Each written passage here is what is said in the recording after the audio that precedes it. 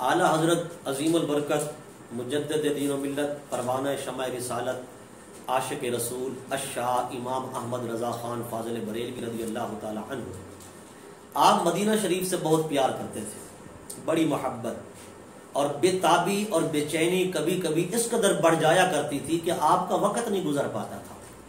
ایک مرتبہ آپ مدینہ شریف کی زیارت کے لیے جا رہے تھے تو آپ نے جاتے ہوئے یوں کہا، جان و دل ہوش و خرد سب تو مدینے پہنچے، تم نہیں چلتے رضا سارا تو سامان گیا۔ اے احمد رضا تیری جان، تیرا دل، تیری ہوش، تیری عقل، تیری فہم، تیری فراست، تیرا سب کچھ تو مدینے پہنچ چکا ہے،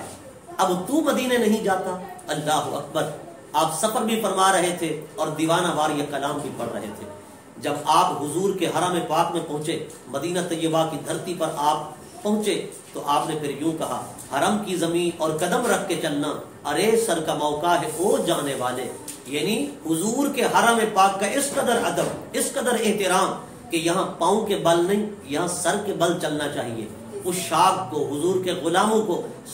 سر کے بل چلنا چاہیے، کیونکہ یہ عام جگہ نہیں ہے، یہ وہ جگہ ہے جہاں سرکار کے تلوے لگے ہیں، جہاں سرکار کے قدم پاک لگے ہیں۔ حضور کے قدم لگے تو ہم بھی قدم لگائیں، ہمیں چاہیے ہم یہاں اپنا سر لگائیں۔ اللہ اکبر۔ پھر چلتے چلتے جب حضور کے گنبد خضرا پر پہنچے، مواجہ شریف کے سامنے، حضور کی جالیوں کے سامنے، پھر دیدار نے تڑپایا، جدائی نے تڑپایا، ہجر رسول، فراق رسول میں مچلنے لگے، تڑپنے لگے، اپنے آپ کو حضور کی جالیوں کے سامنے ڈھیر کر کے اس طرح وہ عاجزی اور انکساری کا مرکہ بن کر، منبع بن کر کہنے لگے، وہ سوئے لالا زار پھرتے ہیں، تیرے دن اے بہار پھرتے ہیں، جو ان کے در سے یار پھرتے ہیں وہ یوں ہی در بدر خار پھرتے ہیں، کوئی کیوں پوچھے تیری بات رضا تجھ سے کتے ہزار پھرتے ہیں۔ جب اپنے آپ کو حضور کا کتا کہہ کر حضور کی بارگاہ میں ڈھیر کر دیا، عجز و انکساری کا منبع بن گئے، پھر سرکار کا کرم یوں ہوا، سرکار کی مہربانی اور شفقت یوں ہوئی کہ باب مراد واہ ہوا۔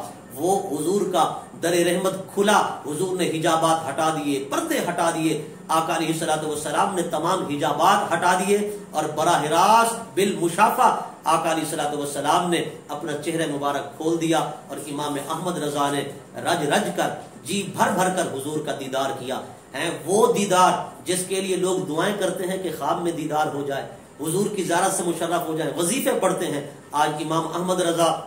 حضور کی دین کی خدمت کر کے اپنا سیلا لے رہا ہے۔ سرکار کے دین کی جو خدمت کی، حضور کے عشق کی جو خدمت کی، سرکار کی ادب کی جو خدمت کی، حضور کی عظمت اور نموس رسالت پر کام کیا۔ آپ نے چہار اطراف سے ہر بد مذہب کے ساتھ، بد عقیدہ کے ساتھ حضور کی خاطر لڑتے رہے اور آپ کا قلم جو ہے رواں رہا، جاری و ساری رہا۔ آج سرکار نے یہ انعام عطا فرمایا کہ بالمشافہ براہ راست عالم بیداری میں اپنے دیدار سے مشرف فرمایا۔